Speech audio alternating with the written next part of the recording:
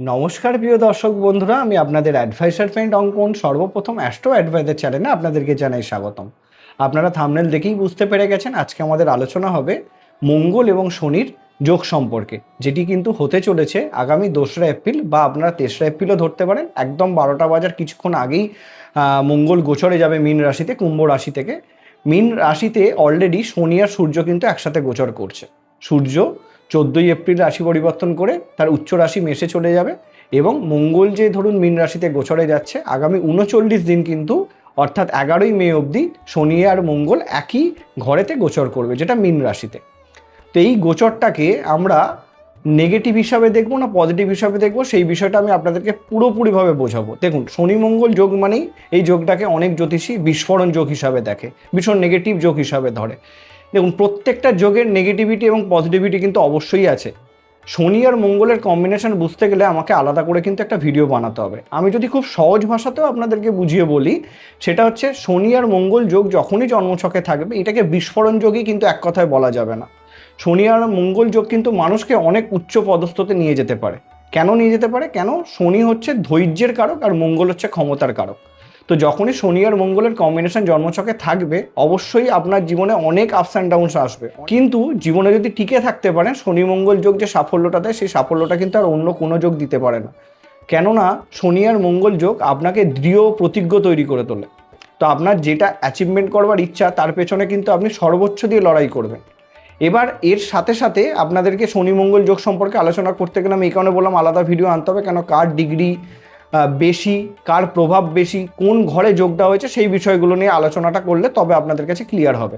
আজ আমরা অত ভেতরে যাব না, আমরা খুব নর্মালি বুঝতে চাই যে শনি আর মঙ্গল যোগ যদি জন্মছকে থাকে তারা খুব সাহসী হয়, তারা খুব জেদি হয়, তাদের মধ্যে সব রকমের বিল্ড আপ করবার ক্ষমতা অবশ্যই থাকে। ইঞ্জিনিয়ারিং ফিল্ডে তাদের সাফল্যের জায়গা থাকে, টেকনিক্যাল ফিল্ডে সাফল্যের জায়গা থাকে। সব থেকে বেশি করে আমি দেখেছি সিভিল যারা ইঞ্জিনিয়ারিং হয় বা মেকানিক্যাল ইঞ্জিনিয়ারিং যারা করে তাদের জন্য খুব ভালো যোগ, এবং যে কোনো কনস্ট্রাকশন রিলেটেড কর্ম সেক্ষেত্রেও কিন্তু ভীষণ ভালো।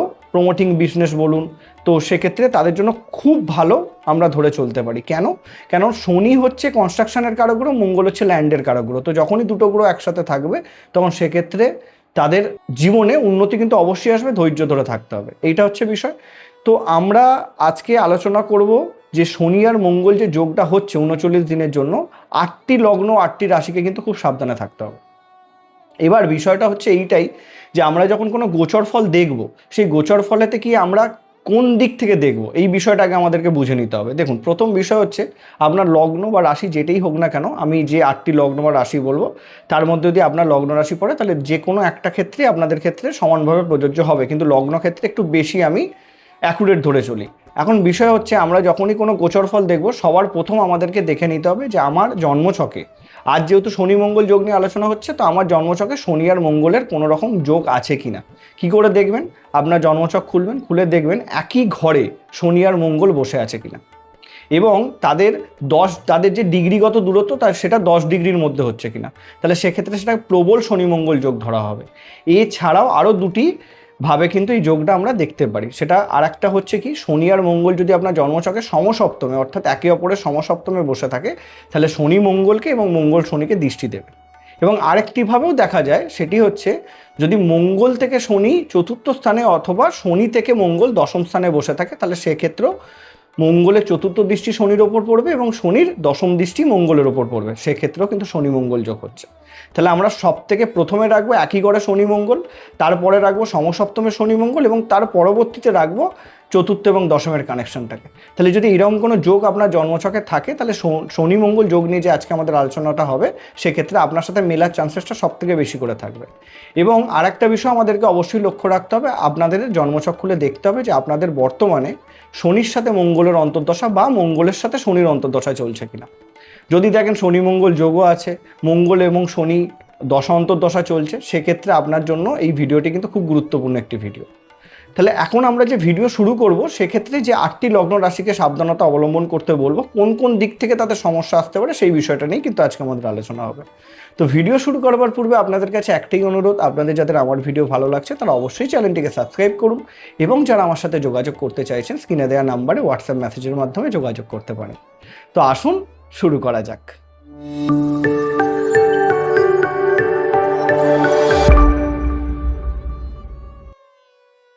তো মীন রাশিতে শনি মঙ্গল যোগ এবং সাথে কিন্তু সূর্য 14ই এপ্রিল অবধি থাকছে। আমি প্রথমতই বলবো শনি মঙ্গল যোগের সবথেকে ক্লোজ কনজাকশনটা কিন্তু শুরু হবে 16ই এপ্রিল বা 17ই এপ্রিল থেকে। তারপর থেকে যে আগামী 10 দিন সেই সময়টা কিন্তু খুব ভাইটাল, খুব ক্লোজ কনজাকশনে কিন্তু শনি আর মঙ্গলের কম্বিনেশনটা তৈরি হবে। এবার আমরা প্রত্যেকটা লগ্ন বা যে 8টি লগ্ন বা রাশিকে আমরা বেছে নিয়েছি সেই বিষয়ে আলোচনা করব। তার জন্য আমাদেরকে স্ক্রিনে চলে আসতে হবে। দেখুন, প্রথম যে লগ্ন রাশিটাকে আমরা দেখব সেটা কিন্তু অবশ্যই হবে মেষ লগ্ন মেষ রাশি। কেন?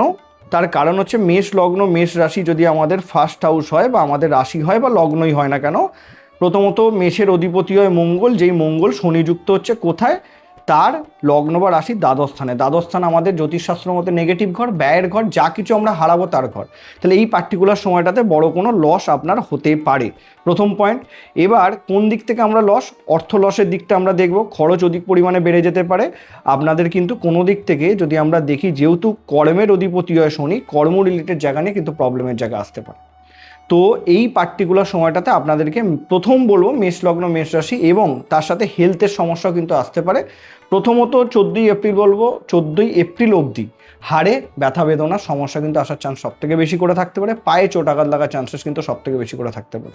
এবার যেহেতু আপনাদের লগ্নাধিপতি এই যোগের মধ্যে ইনভলভ হচ্ছে, আপনাদেরকে একটু বেশি সাবধানে থাকতে বলবো, এবং হসপিটাল খাতে খরচও কিন্তু বাড়তে পারে। তারপরে যে লগ্ন রাশিটাকে রাখবো সেটা হচ্ছে মিথুন লগ্ন মিথুন রাশি। দেখুন, প্রথমত হচ্ছে আপনার লগ্ন বা রাশিতে বৃহস্পতি গোচর করছে, এটা একটা পজিটিভ পয়েন্ট। কিন্তু যেই যোগটা হচ্ছে সেই যোগটা কিন্তু আপনার দশম স্থানে হচ্ছে। দশম স্থানে হচ্ছে শনি আর মঙ্গলের যদি কম্বিনেশনটাকে আমরা ধরি, এই জন্মছকে মঙ্গল হয় ষষ্ঠ ঘরের অধিপতি এবং শনি হয় অষ্টম ঘরের অধিপতি। তাছাড়াও এই জন্মছকে শনি নবম ঘর এবং মঙ্গল একাদশ ঘরকে প্রতিনিধিত্ব করে। কিন্তু আমাদের বক্তব্য হচ্ছে, যেহেতু ষষ্ঠ আর অষ্টম ঘরের অধিপতি হয়ে দশম স্থানে গোচরে যাচ্ছে, এবং এই গোচরে কিন্তু সাথে বুধও থাকবে, বুধও কিন্তু এই গোচরের মধ্যে থাকবে। তাহলে সেই ক্ষেত্রে যদি আমরা দেখি, বুধের রাশি পরিবর্তন কিছুদিন পরে হবে, সেই নিরিখ থেকে যদি আমরা দেখি, আপনাদের প্রথমত হচ্ছে নিজের হেলথ নিয়ে সবথেকে বড় সমস্যা, অ্যাক্সিডেন্টাল যোগ চলবে। এবং এইটাও আপনাদেরকে বুঝতে হবে, নিজের পিতার হেলথ নিয়েও কিন্তু দুশ্চিন্তার সমস্যা এই পার্টিকুলার সময়টাতে চলবে। এবার লগ্নে যেহেতু বৃহস্পতি বসে আছে, আপনারা সামাল দিয়ে দেবেন, কিন্তু তবুও যদি আপনার শনি মঙ্গলের দশা অন্তর্দশা চলে এবং দশম স্থানে শনি মঙ্গল যোগ যেহেতু হচ্ছে, যা কোনো কর্ম আপনি করবেন, যে কোনো ডিসিশন আপনি নেবেন, আপনাদেরকে খুব চিন্তাভাবনা করে নিতে হবে। এই সময়টাতে পিতার হেলথের সবথেকে বেশি করে সমস্যা আসতে পারে। আপনার নিজের হেলথ, নিজের অ্যাক্সিডেন্টাল যোগ কিন্তু অধিক পরিমাণে বেড়ে যেতে পারে। এবং কর্মের জায়গাতে কিছুটা আপনারা গতি চাইবেন, যে গতিটা পেতে আপনাদের প্রবলেম হবে। তো এই দিক থেকে আপনারা সাবধানে কিন্তু থাকবেন। এরপরে যেটা আমরা দেখব সেটা হচ্ছে সিংহ লগ্ন সিংহ রাশি। সিংহ লগ্ন সিংহ রাশি সাপেক্ষে এই যোগটা হচ্ছে কোথায়? একদম ঠিক আমরা যদি দেখি অষ্টম স্থানে। অষ্টম ঘরও নেগেটিভ ঘর হয়। এবার এই জন্মচকে শনি সপ্তম ঘরের অধিপতি, অর্থাৎ আপনার দাম্পত্য কারক গ্রহ, এবং মঙ্গল হয় কিন্তু চতুর্থ ঘরের অধিপতি। তাহলে চতুর্থ আর সপ্তমের অধিপতি অষ্টম স্থানে গোচরে আসছে। প্রথমত হচ্ছে আপনার লগ্নপতিও 14ই এপ্রিল অবধি এই ঘরে থাকবে। তাহলে প্রথম 14ই এপ্রিল অবধি আপনাদের হেলথ নিয়ে সমস্যার জায়গা, আপনাদেরকে সাবধানে থাকতে হবে খুবই। এবং দ্বিতীয় বিষয় হচ্ছে, পুরো সময়টাই আপনার পার্টনারের হেলথ নিয়ে সমস্যার জায়গা কিন্তু বেশ ভালো রকম থাকতে পারে। কারণ চতুর্থ ঘরের অধিপতি সপ্তম ঘরের অধিপতির অষ্টম কানেকশন, এক্ষেত্রে কিন্তু আপনাদের পার্টনারের হেলথ নিয়ে সবথেকে বেশি করে দুশ্চিন্তার জায়গা দেখা যাচ্ছে। এই সময়টাতে ভোগাতে পারে আপনাদের, খুব সাবধানে থাকতে হবে। লগ্নে কেতু, মাথা কাজ করবে না। আপনারা এই পার্টিকুলার সিচুয়েশানতে প্যানিক করবেন না, ঠান্ডা মাথায় আপনারা ডিসিশন নেবেন, সিদ্ধান্ত নেবেন, তাহলে কিন্তু সমস্যা থেকে বেরিয়ে আসার চান্স সর্বদাই থাকবে, যেহেতু আপনার একাদশ স্থানে বৃহস্পতি আছে এবং বৃহস্পতির দৃষ্টিও কিন্তু আপনাদের সপ্তম স্থানে পড়ছে। অতএব সমস্যার সমাধান আপনারা করতে পারবেন, কিন্তু ঠান্ডা মাথায় ভাবতে হবে, এটা মাথায় রেখে চললেই কিন্তু হবে। কন্যা লগ্ন কন্যা রাশি সাপেক্ষেও যদি আমরা বিষয়টাকে দেখি, তাহলে সেক্ষেত্রে কিন্তু আমরা দেখব, মানে চতুর্থ আমাদের যে 8টার মধ্যে আমরা 4 নম্বরে রাখবো কন্যাকে। কন্যার সাপেক্ষে হচ্ছে এটা সপ্তম ঘর, এবং আমি বলেছি বুধও কিন্তু রাশি পরিবর্তন করে এই যোগের মধ্যে থাকবে। তাহলে সেক্ষেত্রে আপনাদের নিজের হেলথ এবং নিজেদের পার্টনারের হেলথ এবং ব্যবসার ক্ষেত্রে, বিজনেসের ক্ষেত্রে আপনাদের সমস্যা, যারা পার্টনারশিপ বিজনেস করেন তাদের ক্ষেত্রে কিন্তু প্রবলেমের জায়গা ভালো রকমভাবে আসতে পারে। অষ্টমপতিও সপ্তমে মঙ্গল গোচর করবে, এবং শনি তার সাথে কিন্তু আপনাদের জন্মছকে ষষ্ঠ ঘরের অধিপতি হয় এবং তার সাথে কিন্তু পঞ্চম ঘরের অধিপতি হয়। অতএব এই সময়টাতে সন্তানকে নিয়ে দুশ্চিন্তার জায়গা, প্রেম সম্পর্ক নিয়ে সমস্যার জায়গা, এবং তার সাথে কিন্তু দাম্পত্য জীবনের ক্ষেত্রেও সমস্যার জায়গা, পার্টনারের হেলথ নিয়ে সমস্যার জায়গাও কিন্তু উঠে আসছে। এবং অধিক ব্যয়ও কিন্তু আপনাদের এই সময়টাতে ভুল ডিসিশনের মাধ্যমে চলে আসতে পারে, যেহেতু বুধও এই জন্মছকে এই ঘরেই গোচরে আসবে। তাহলে খুব সাবধানতা আপনাদেরকে অবলম্বন করে চলতে হবে পার্টিকুলার সময়টাতে। পরবর্তী যেটা আমরা দেখব তুলা লগ্ন তুলা রাশি। তুলা লগ্ন তুলা রাশি সাপেক্ষে যে যোগটা হবে সেই যোগটা কিন্তু হচ্ছে ষষ্ঠ স্থানে। ষষ্ঠ ঘর কিসের ঘর হয়? রোগ ঋণ রিপুর ঘর হয়। তো এই ঘরে আপনাদের শনি কিন্তু চতুর্থ এবং পঞ্চম ঘরের অধিপতি হয়ে গোচরে আসছে এবং মঙ্গলকে সাথে নিয়ে। অতএব এই পার্টিকুলার সময়টাতে ষষ্ঠ স্থানে শনি মঙ্গলের যোগ কিন্তু আপনাদের অর্থ ক্ষতির যোগ দেখা যাচ্ছে। গুপ্ত শত্রু দ্বারা ক্ষতিগ্রস্ত হওয়ার চান্সেস থাকছে। এবং যেহেতু চতুর্থ এবং পঞ্চম ঘরের অধিপতি মঙ্গলযুক্ত হয়ে ষষ্ঠ স্থানে গোচর করছে, আপনাদের সন্তান এবং আপনাদের মা এই দুজনেরই কিন্তু হেলথ নিয়ে কিছু সমস্যার জায়গা আসতে পারে। এটাও কিন্তু আপনাদেরকে মাথায় রেখে চলতে হবে। তুলা লগ্ন তুলা রাশির ক্ষেত্রে ঋণ নেওয়া থেকে এই পার্টিকুলার সময়টাতে আমি ঋণ নিতে বারণ করব না। যদি কোনো কারণে আপনারা ঋণ দেন এই টাকাটা কিন্তু আপনাদের ফেঁসে যাবে। তো পুরো প্রপার 2রা এপ্রিল থেকে 11ই মে অবধি কোনো রকম কোনো ঋণ বা ধার কাউকে দেবেন না, এটা মাথায় নিয়ে চলুন, তাহলেই সেই টাকাটা কিন্তু লস যেতে পারে আপনাদের। তার পরবর্তী যেটাকে আমরা রাখবো বৃশ্চিক লগ্ন বৃশ্চিক রাশি। কেন? তার কারণ এরও রাশির অধিপতি হয় স্বয়ং মঙ্গল। তাহলে সেক্ষেত্রে মঙ্গল এই জন্মছকে পঞ্চম স্থানে শনি মঙ্গল যোগ ক্রিয়েট করছে, সাথে সূর্যও বসে আছে। এক্ষেত্রে আপনাদের প্রেম সম্পর্কের জায়গাতে কিন্তু ভীষণ নেগেটিভ ইম্প্যাক্ট আসতে পারে, সন্তানের হেলথ নিয়ে সমস্যার জায়গা আসতে পারে। এবং এর সাথে যেহেতু পঞ্চমে শনি মঙ্গল যোগ হচ্ছে, যেহেতু এইখানে আপনাদের শনি চতুর্থ ঘরের অধিপতি হয়, গৃহ রিলেটেড কিছু সমস্যাও কিন্তু এই পার্টিকুলার সময়টাতে আপনাদেরকে বেশ ভোগাতে পারে।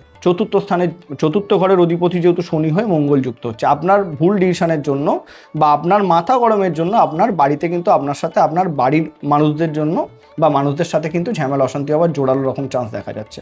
তো আপনারা এই পার্টিকুলার সময়টাতে যতটা পারেন আপনাদের নিজেদের মাথাকে ঠান্ডা রেখে চলুন, তাহলেই হবে।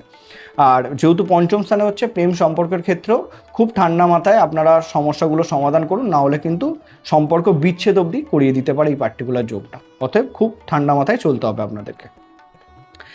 তার পরবর্তীতে ধনু লগ্ন ধনু রাশিকে আমি রাখবো। ধনু লগ্নের অধিপতির সাপেক্ষে যদি আমরা দেখি চতুর্থ স্থানে এই যোগটা হচ্ছে, যদিও সপ্তমে এখানে বৃহস্পতি বসে আছে, তবুও বলো চতুর্থে শনি মঙ্গল যোগ। এটাকে আমরা পূর্ণরূপে নেগেটিভ ধরতে পারি না, এবার পজিটিভও ধরতে পারি না। চতুর্থে শনি মঙ্গল যোগ কিন্তু আপনার নতুন করে গৃহ লাভের যোগ তৈরি করে, গৃহ তৈরি করবার জন্য খুব ভালো হয়। কিন্তু তবুও মায়ের হেলথ নিয়ে সমস্যার জায়গা কিছু অংশে দেখা যেতে পারে। সেই কারণের জন্য আমি ধনুকেও কিন্তু এই 8টি লগ্ন রাশির মধ্যে রেখেছি। খুব একটা ভয় পেতে বলবো না ধনু সাপেক্ষে, তবে মায়ের হেলথ নিয়ে একটুখানি আপনাদের দুশ্চিন্তা আসতে পারে।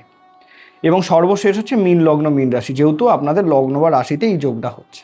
তো মাথার ওপরে বা রাশিতে যদি এই যোগটা হয় তাহলে আপনাদেরও কিন্তু সমস্যার জায়গা থাকবে, মেন্টাল আপনাদের সমস্যা আসার চান্সেস থাকবে, খুব অধিক চিন্তা ভাবনা আপনাদেরকে প্রবলেমে ফেলতে পারে।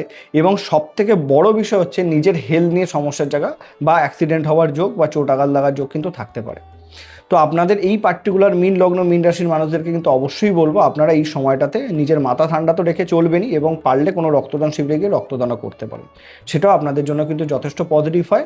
এবং ভুল করে কোনো ভুল মানুষের সাথে পরিচয়ের মাধ্যমে ঠকে যেতে পারেন এই পার্টিকুলার সময়টাতে।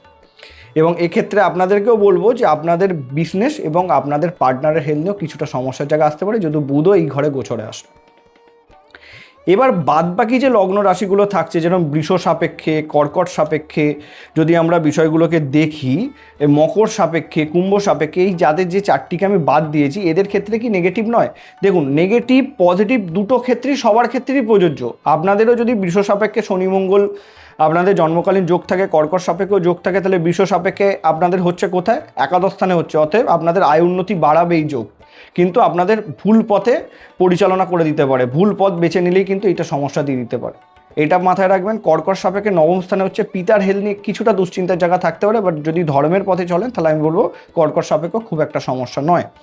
মকর সাপেক্ষে 3য় স্থানে হচ্ছে, আপনাদের পরিশ্রম পরাক্রম অধিক পরিমাণে বেড়ে যেতে পারে, আর কোনো সমস্যার জায়গা নেই। আর কুম্ভ সাপেক্ষে যেহেতু 2য় স্থানে হচ্ছে, এক্ষেত্রে আপনাদের সম্পত্তি রিলেটেড কিছু সমস্যা বাড়তে পারে বা সম্পত্তি উদ্ধার করবার জায়গাও কিন্তু আপনাদের চলে আসতে পারে। তো সেই দিক থেকে আমি প্রত্যেকটা লগ্ন রাশিকে কভার আপ করলাম। এবার আমি বিশেষত আপনাদেরকে বললাম যে মেষ, মিথুন, সিংহ, সব থেকে বেশি করে আমি বলবো মিথুন আর সিংহকে, এবং তার পরবর্তীতে মেষকে এবং বৃশ্চিককে খুব সাবধানে থাকতে বলবো এই পার্টিকুলার সময়। তো এছাড়াও আমি বলবো যে যদি কোনো প্ল্যানিং অনেক দিন থেকে করা থাকে, একটু আপনারা স্লো হয়ে যান এই পার্টিকুলার সময়টাতে। আর সর্বদাই মঙ্গল শনি যোগ সব থেকে বেস্ট অফ বেস্ট রেমেডি হয় হনুমান চালিসা পাঠ করা, বজরংবলীর আরাধনা করা, শনি আর মঙ্গল কম্বিনেশনের ক্ষেত্রে এই পার্টিকুলার সময়টাতে রেগুলার আপনারা চাইলে বজরংবলীর আরাধনা করতে পারেন। এমনিতেই আমরা জানি যে 2রা এপ্রিল হনুমান জয়ন্তী, তো ওই দিন থেকেই আপনারা শুরু করুন বজরংবলীর আরাধনা করা, দেখবেন এই কোনো সমস্যাই আপনাদের কোনো ক্ষতি করতে পারছে। তো এই ছিল আমাদের শনি মঙ্গল যোগের গোচর ফল নিয়ে আলোচনা। দেখা হচ্ছে পরবর্তী ভিডিওতে। নমস্কার।